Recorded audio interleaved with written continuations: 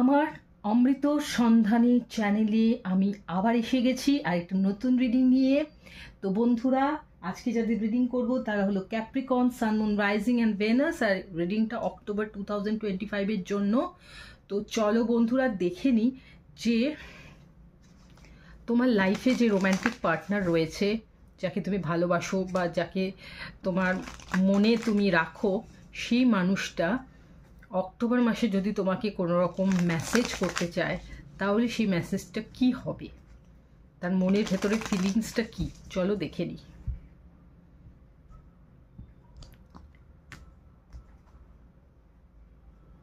Capricorn, sun, moon, rising and ভেনাসের জন্য।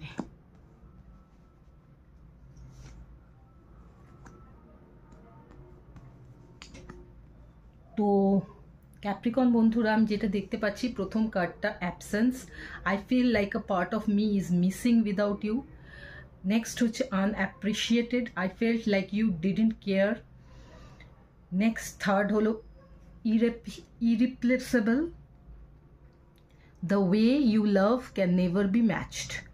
তো ক্যাপ্রিকন বন্ধুরা, আমি যেটা দেখতে পাচ্ছি, তোমার রোম্যান্টিক যে পার্টনার রয়েছে, সে কিন্তু তোমার থেকে এখন একটু দূরে রয়েছে, লং ডিস্ট্যান্সে রয়েছে অনেকের ক্ষেত্রেই। এবং সে এই ব্যাপারটা, সে একটু ফিজিক্যালি লং ডিস্ট্যান্সেও থাকতে পারে, বা সে মনের দিক থেকে হয়তো তোমার থেকে একটু দূরে চলে গেছে। যে বন্ডিংটা তোমাদের মধ্যে ছিল, সেটা হয়তো এখন তার মধ্যে একটু দূরত্ব এসেছে, এবং সেটার কারণই সে এই মেসেজে তোমাকে জানাতে চায় অক্টোবর মাসে, যে তার মনে হয়েছে যে কোনোভাবে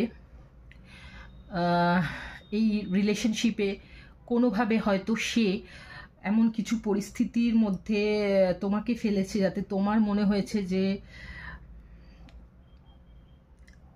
সে তোমার আর কোনো কেয়ার করে না, বা সেই জন্য হয়তো তুমি তার থেকে একটু দূরে সরে এসছো। এবং এখন সেই সিচুয়েশনটা তার মনে হচ্ছে যে তুমি বুঝি তাকে আগের মতো আর ভালোবাসো না, সেই জায়গাটা তাকে দাও না, যে সময়টা তাকে দিতে, যে ভালোবাসাটা তাকে দেখাতে এতদিন, সেটা এখন দিচ্ছ না। এবং সেই জন্য হয়তো সে তোমার থেকে একটু ডিট্যাচ থাকার চেষ্টা করেছিল।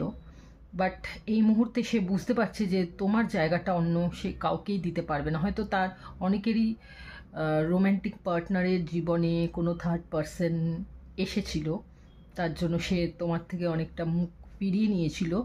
বাট